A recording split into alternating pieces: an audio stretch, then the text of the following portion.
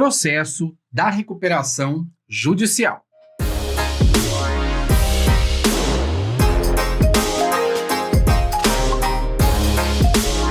Recuperação de empresas no formato judicial é um instituto bem importante, super atual, moderno e que tem sido bastante comentado, inclusive nos meios de comunicação, televisivos, internet, nas mídias em geral. E aí, sabemos que para a recuperação é necessário que o empresário cumpra certos requisitos.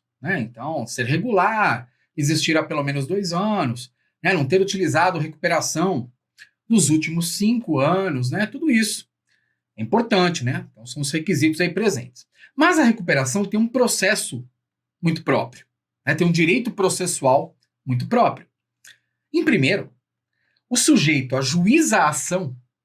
Olha que interessante, ele tem uma fase que é só para o juiz verificar que ele cumpre os requisitos. Então, quando a pessoa ajuiza uma ação de recuperação de empresas, qual é a única preocupação que deve existir em sua petição inicial?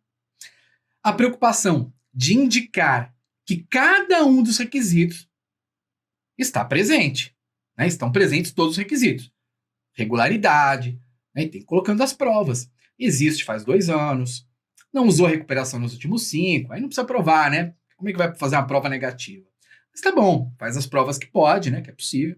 E vai dizer também uma historinha sobre como aconteceu a crise, que se deu, tal, direitinho. Vai colocar a petição. E aí o juiz vai decidir, logo num primeiro momento, se a pessoa tem condições de ter a sua recuperação processada, se ela vai participar da recuperação mesmo ou não.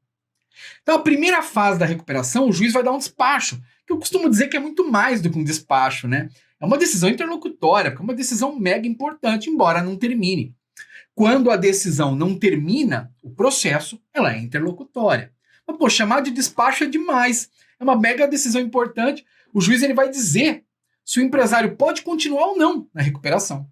Então, quando o juiz ele dá esse despacho, qual é o nome? É um despacho deferitório do processamento.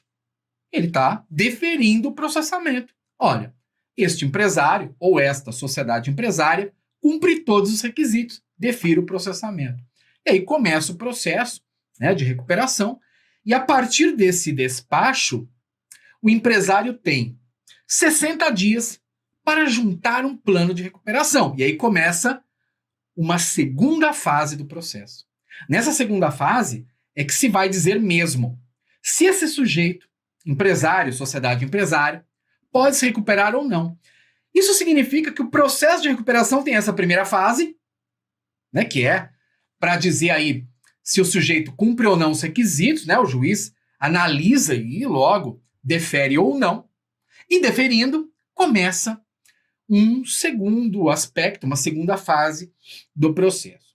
Aí o sujeito junta um plano de recuperação. Lá ele pode escrever que pretende parcelamento, equalização de encargos. Por quem que não vai pedir isso, Os encargos geralmente acabam com a pessoa, com o empresário, com todo mundo.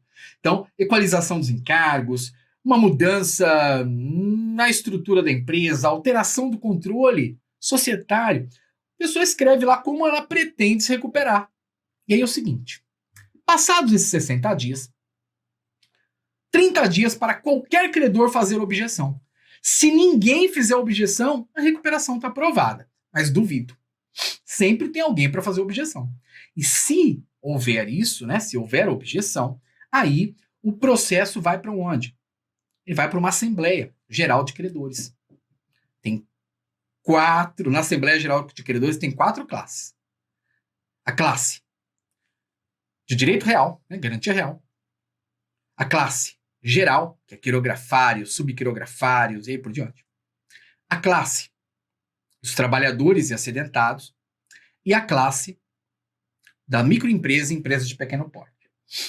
Se passar no geral e nas 4 classes, processo aprovado. E aí, tem uma última dica chamada cram-down. O que é o cram-down, professor? Aprovação forçada. A gente nem precisa do inglês. Aprovação forçada. Aprovação forçada quer dizer o seguinte. Não conseguiu aprovar porque teve objeção, Aí foi para a Assembleia. E na Assembleia também não aprovou. Aí é o seguinte, o juiz só pode forçar a aprovação numa questão.